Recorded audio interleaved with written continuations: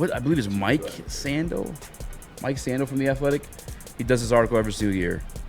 It's been 8 years running, or What's up, Ryan? I know as long as 8 years JG's been in the league, but he goes around and he polls general managers, he polls coaches, coordinators, analysts within the teams, not like ESPN or anything like that, and they have them rank quarterbacks. This year, JG ranked his highest. At what number? Would you guess? 13. Damn. For real? Around the league? That's fucking good. Oh. Around the league. What do you think he ranked? The highest he was ranked? Oh, the highest he was ranked? This year was the highest he was ranked. Oh, ever. Yeah. I'm going to guess 13. 10th. Crocs is top 10. 10th.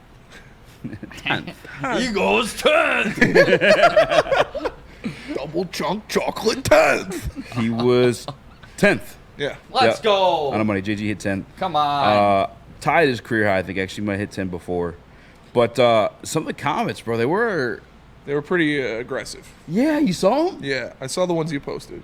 Yeah. That Corey made. Yeah. No, that's not even the one that was Big Al. Football guy Al. Oh, then I haven't seen these ones. No, this is the same one. You can talk about the Dan Orlowski one. Yeah. There's a positive one in there, but it's not an actual quote. It's just like it says one defensive coordinator called. I'll read you the entire thing. How about that? It's been a long road back for Goff, who reached Tier 2 for the first time since 2019 when he was coming off a Super Bowl with the Rams. I'm sorry. One defensive coordinator called Goff a better, younger version of Kirk Cousins, lacking in mobility but proficient in identifying defenses before the snap, getting his team in the right plays, working through progressions, and minimizing mistakes. Here comes the quotes, though. Here comes the boom! It is set up. Oh, you want to put them up there? Yeah, go. You put them up. I don't care which order. Go ahead. Which one is it? His number 10 ranking is his career best in his 8 tier appearances. So actually, this list has been going on longer than 10 years or 8 years. It's just obviously JG's been in the league for 8 years. But I'll just start reading one, or you throw them up. You got it. Yeah, throw one up there. You got it. This is why I told you not to do this. Boom. Go ahead, Spinny. Okay, it is set up so that it's right in front of him, and he doesn't have to make a lot of decisions on the field, another defensive coordinator said. They've got a good run game. They have a bunch of checkdowns to the tight end. They've got good players around him. He just has to go 1, 2, 3 and fire the ball. But he is another guy who, if it came down to a 2-minute drive, I wouldn't feel great about him in that situation. Sean McVay said. Yeah, for real. Lick my balls. He literally... Mr. Garrison? Yeah, lick my balls, Mr. Garrison. No, didn't he do that against Chicago? Led the team down the field 2 drives in a row, score touchdowns. There's a little bit of a deep ball in there to win the game. JMO. Yeah, under scrutiny because they were trailing in Chicago. And from there, it goes back into a piece of the article outside of a quote. It says one defensive coach pointed at Goff and Tua Tagovailoa as top 5 picks who produced at near elite and borderline replacement levels at various points based on what's around them. I like that. It's fair. That's fair. Yeah. That's fair analysis. By the way, Obviously, everybody needs good players to have success. Everybody needs good players to do things, but it's the whole game breaker, game manager argument that Cam Newton put out there a while ago that everybody gave him slack for. But like I said, I put Tua and Goff and Brock Purdy all in a similar tier of quarterback. And when it comes to these quotes, just real quick, if you think about Goff, and it's the work that he puts in behind the scenes, maybe like you don't see it so flashy on game day, but you think about the biggest game I thought of, like the Lions in my lifetime, Goff versus the Rams, rivalry game, comeback game. And what does he do in that game? And the play to close it out to Amon-Ra St. Brown, a play they practiced time and time and time and time again in the offseason.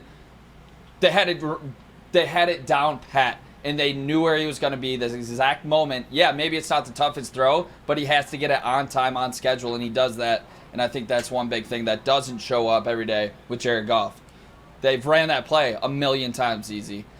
It's maybe not the hardest throw, but it has to be on schedule. SW Lion 26 says these prognosticators don't give Goff credit for the way he successfully incorporated young players into the offense. That's not him. What are you talking about? Goff incorporated. I mean, it definitely That's it's a Ben factor, Johnson. but it is, the level of player that they are. It is Ben Johnson scheming these guys open. Goff having the rapport with them as well, but like the all pros being all pros in Amon-Ra St. Brown and Sam Laporta and what we expect Jahmyr Gibbs to be next year. Goff deserves a little bit of credit in that for sure, but it's also them as players and Ben Johnson scheming them open for sure. As But Nick Goff, said, you need a he's still guy to deliver executing the it. ball and to execute the game Yeah. plan, yes. If I had to say a superpower of Jared Goff's that I respect and I admire and I put up there with the elite, it's just his ability to remain calm, Yes. cool. That California cool carries over in any and every situation. He is- the good ones, the bad ones, and Nick to bring up that point where he had to make that 5-yard throw, but to remain calm in that situation, deliver it without like getting over antsy or just. I mean, that's a huge game for him. Yes. Beyond it just being like him playing his former coach, the one that broke up with him, tossed him to the side, but also the first home playoff game for Detroit in over 30 years, on the cusp of our first win in over 30 years. That's a huge moment, but because he just remains that calm demeanor at all times, it helps him execute it. He is elite at that. He is elite at keeping his composure and being the same no matter the situation. I feel like his press conferences, his post-game words, they were the same after that first season in Detroit when they were awful that they were last year. He had a little bit extra spice last year because he could talk some shit, but he is, like you said, California cool. He's a consummate professional. He's an elite play-action guy. And he's got an elite stranglehold on this offense and the way it's run. That's for sure. And I would be honest with you too. I think that's contributed to He's like a very the, smart quarterback. I think that's Dude, I can't give this guy any credit. What? Dude, he definitely. He's a very smart quarterback. He's got this offense. He knows this offense like the back of his hand. For sure. This is the first time in his career he's had the same play caller and quarterback coach in 3 consecutive seasons. finally allowed to call his own protections. Yes. A lot of that stuff.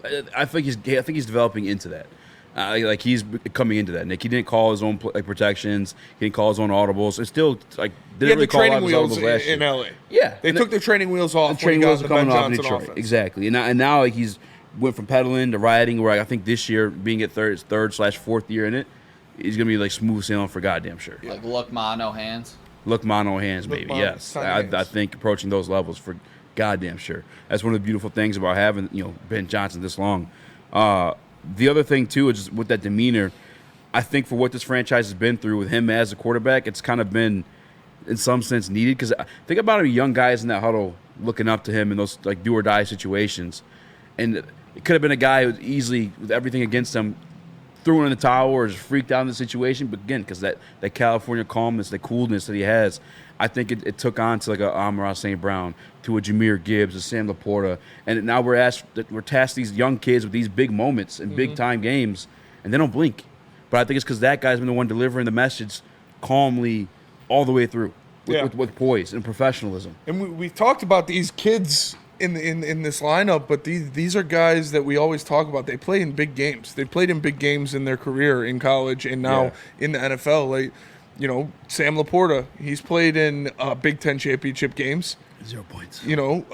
Our guy Jahmyr Gibbs has played in college football playoff games. Yeah, sir. Jamison Williams has played in college football playoff games. So this is a very nerves of steel this group has. They've been in the moment before. They've been in those situations before. Jared Goff has been in those situations. He's been in the NFC championship games. He's been to the Super Bowl. So these guys aren't rattled. And that definitely is something that you see when they come down to last minute type situations, 4th down, in your own zone type situations. They rarely blink when it comes to those situations. And you can call him assistant quarterback, and you'd probably be correct in saying that. But we've been saying this all week, and I feel like a year now, we have the fucking system quite clearly. We were in the NFC Conference Championship game. We are expected to make a Super Bowl. You guys think I hate JG? I don't hate JG. I read these comments from GMs around the league and stuff like that. Very similar to the stuff I've been telling you. But he's in that system where he could thrive and succeed. We finally built around the team around him that takes to deliver the trophy. And I think this year feels like the best year. Nick, I know you wanted to say something, though. Yeah, Spencer said that these guys have been in a lot of big games because they have throughout their, collegiate and now NFL career. But I think the biggest game of them all, obviously last year, they did crumble up 17. And I think having Jared Goff as your leader, he wasn't the one crumbling. You think about those balls to Josh Who crumbled? Reynolds. You think about the balls to Josh Reynolds, he dropped them. One You of think them, about the fumble, one of them was a bad ball. but it hit his hands. He should have caught the ball. You think about Jahmyr Gibbs fumbling. Yeah, I don't think that was a bad handoff. I think that was on Gibbs. And you think about going into this year, having that under your belt now, I don't think Dan Campbell, Jared Goff, and this offense is going to let that happen. I mean, this defense obviously needs to take a step up, but I don't think you're going to see the same mistakes out of this offense led by Jared Goff for a second time, especially with these young guys already having experienced that, and they know now what it feels like and felt like in that locker room after that loss. I would say with pretty good confidence that the win percentage of a team letting up 27 unanswered points in a game is under 5%. About up 17. You can't do that. But yeah, the team crumbled. The team crumbled for sure, and it wasn't Goff. We said that was one of our first takeaways when we came. That wasn't on Jared Goff. He delivered at his part. He did. He did what he needed to do. He put the team in situations where the playmakers need to make plays to have success. So, they couldn't do it. And I saw this on Twitter, and I forget who it was, and I was going to respond, but it was literally like from the NFC Conference Championship game. But talking about like certain throws and certain things he could have did, but like that's not what he does. It's not fair to ask him to do those things. So when he does what's expected of him, you can't blame him. I'm not going to sit here and ask Goff to fucking scoot up the middle for 12 yards and slide and you gather a first down or something like that. That's not what he does. You saw the fumble against the Green Bay on Thanksgiving. Like, I don't want him doing those things unless it's right the fuck there. Yeah. Throwing on the run, stuff like that's not. I don't expect those things. So No. I don't think it's fair to criticize him if he falls short of those. And Chase, we don't ever have you on this show. What is your take on this ranking and I guess just JG as a whole? I mean, I don't really have too much to say about like how the GMs rank Jared Goff, but I mean like. I love Jared Goff. I loved him more than Stafford as a quarterback for the Lions the moment we traded for him. I mean, you look at the trade on paper, we got a quarterback who has won multiple playoff games, including on the road, went to a Super Bowl, #1 draft pick. We got multiple first-round future draft picks for him, and then we traded away like an older quarterback who also was a first-round draft pick. I mean, and then when that's on paper, like we won the deal on paper. Obviously, the Rams went out and won a Super Bowl the next season, but like when these two quarterbacks and these two teams played each other, when it mattered, when they both had a chance to win it all, I mean, we saw Jared Goff and the Lions deliver, and I mean, I don't think there's like anything that we should ever have to doubt with Jared Goff. I mean, you can say that coaching has a lot to do with it, but I mean, name like one good player on a good team who had a bad coach that won a championship. It's just part of the recipe. Yeah. Yeah, and like real quick too, that's where we wanted this defense to finally step in. Last year, when Spinney asked me, "Do I think this team's a contender?" And I said, "No, I would like to have defensive line at least," and then I'd be comfortable saying that. We got that. We got it. And that's gonna fucking help. got it. We got it, man. And like let's force some turnovers. Let's like in those big time situations. Like all due respect to my guy Kendall Vildor, and obviously that was a crucial mistake he made. But like it would have been pass guys, interference either way. Yeah, it would have been pass interference either way. But now we have a guy who may turn that into a turnover. By the way, shout out to my guy Kendall Vildor for making the team. Fuck all the haters. Hope you continue to do great things. Yeah. He wasn't the guy getting killed. It was Cam Sutton. He looked damn good in training camp. We said that he was going to make the team pretty early on in camp because he looked good. And we saw in the season, like, he was a damn good tackler. He just, unfortunately, those are the kind of plays that people remember you for. Like, Nick forgot Josh Reynolds ever did anything good for the Lions because of 2 drops. Kendall Vildor gets slammed for that because it was on the biggest stage, on prime time, in the biggest game in Detroit Lions history. I mean, that's just bad luck. I mean, that was an overthrow by Purdy. Like, yeah. It's just like people forget that. Like, it wasn't like a good ball. It just sucks. a bad situation. Yeah. Lights were too bright for both of them. Can you put up another one of the quotes or? We got to go to break. You want to go to break? I want to go a little bit over and get it over with. Unless you want to come back to it. All right. No, do it. Whatever. It's your show. Let's see the quote. No, I'm just kidding. Which because I saw somebody ask for it in there. Like, did you see the stuff about the defensive coordinator? This is the article where the defensive coordinator who Yeah, let's see it. had those things to say. We read the first one. You put up either one. It don't matter. All right. This says it's we already This- got. that's the this one is we had first before. One we already did. Don't worry, guys. This is actually Chris's fault. Goff is somewhere between tier 2 and tier 3 for me, an assistant GM said. He has been really good, but I think he has a great system and good personnel. I'm not sure he carries the team.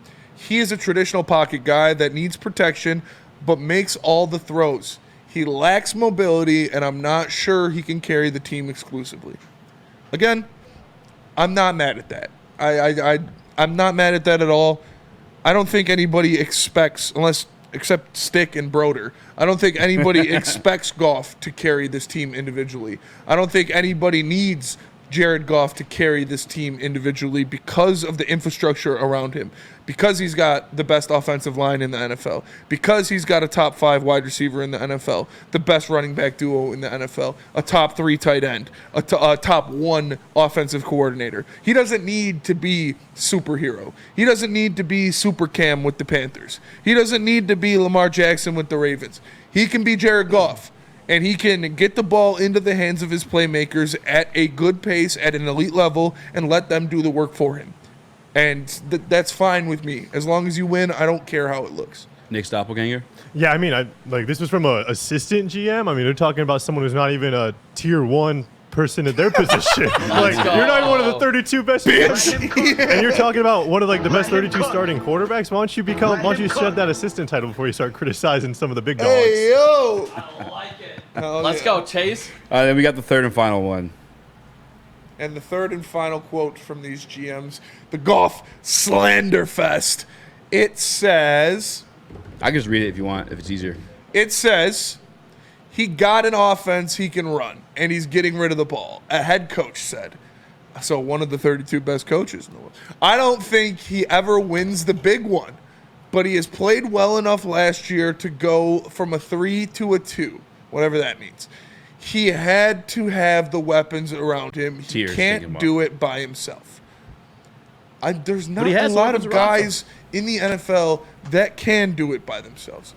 Patrick Mahomes is the independent variable. Even then, we saw when Patrick Mahomes was trying to do it by himself, that's when he was getting ass clapped by Tampa in the Super Bowl. Pause. He was running for his life, and he was doing everything. He was throwing while he was horizontal with the plane of field, and it hit somebody in the hands, and he dropped it. That was crazy. That would have been the greatest quarterback highlight in the history of the world, and his guy couldn't make it in the back end. Pause. It was in the red zone. Nobody in the NFL can do it by themselves. It's a team sport for a reason. Mm-hmm. Josh Allen, one of the greatest talents at the quarterback position ever, can't do it by himself. Matt Stafford can't do it by himself. He had to go to a fantastic roster in LA to get it done.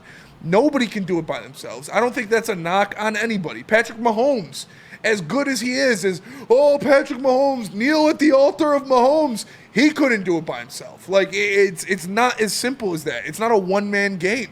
That shouldn't be a knock for a quarterback. Oh, he can't do it by himself. Show me someone who can in the history of the NFL. Yes. You can't. Exactly, Spenny, my bad. Shout out Travis Kelce. Nobody, Patrick Mahomes so great. Don't talk Patrick about the Mahomes best. got carried by his defense last year. Exactly, and I think he had a mediocre season. Jared Goff gets gets discredited for not being able to do the spectacular. And it's every single Sunday. Do you ever wake up and say to yourself, God, I can't wait to see Jared Goff do something spectacular today? No. You don't say that going into game days, or at least I don't. Does anybody on this fan base say, I cannot wait to see Jared Goff just do something we've never seen on a football field? Broder and Stick. Broder and Stop Stick. it. No, they do not. He does not have the flash. He does not have the flash. He does not have the flash. Slap it on my tongue, Daddy. That is okay. It is okay. It is okay to not have the flash. And it is okay because he won 2 playoff games last season, should have been 3, and he's not just going to win playoff games this year, he's going to win the goddamn Super Bowl. So that's why it is okay to not have the flash. Because what did Dan Campbell say last year? You're good enough for Detroit, Jared Goff! You're good enough for Detroit, Jared Goff, and you're damn right he is. He went out there and he did something no quarterback has done in the past 50 years. Looks just like Ryan Gosling. He does look a lot like Ryan Gosling. He's got a smoke show of a wife, and he does what we need him to do in this offense. You know what? He might be better. Are there quarterbacks I'd rather have than Jared Goff? Yes, obviously. If anybody says no to that, they're lying to you right to your face. But what he does is good enough in this system to win a Super Bowl. I wholeheartedly believe that. and nobody can get it done by themselves. Literally nobody in the history of the NFL, except for like Walter Payton, could do it by themselves. I mean, he had the 85 Bears defense. Yeah, to help him. it's- yeah, He didn't even it's- score a touchdown in the Super Bowl. Like Patrick Mahomes, I don't think it's arguable at this point, at least the second best quarterback in the history of the NFL, had a mediocre season last year. He got carried by his defense and his run game. It's true. Look it up. His stats weren't Mahomesian. But that's what happens. It's the ultimate team sport for a reason. I mean, we had great players in the past and not a team around them. The national Exactly. media criticized us for not coach. being able to put those pieces around them. Now that we have a good team, we're criticizing our leaders for the success and like the other greatness that's around them. I mean, you Yeah. can't have it both ways. Like, pick a side. Megatron and Mega Arm. And what do they get you? Mega losses in the playoffs. Mega dick. Like, yeah, they got you mega dick. Jared Goff, what has he gotten you?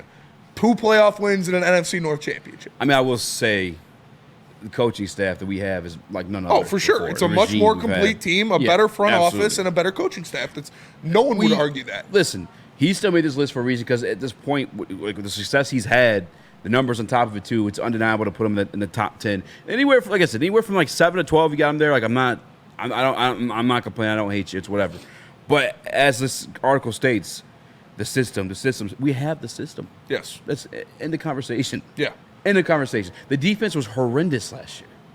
If they take 4 notches up, you might be able to cash in that Super Bowl. And that's why I'm just talking existence at this point. Detroit Lions Super Bowl. loaded. Mike K says if go. Purdy wasn't on the 49ers with all those weapons, he'd be trash. I'm not saying he'd be trash, but he wouldn't be getting MVP talks. Yeah. I agree with that. Yeah, he wouldn't get any MVP votes at all. I think Purdy and Goff, Purdy, Goff, and Tua are all extremely similar in my mind. I put them all in the same tier of quarterback.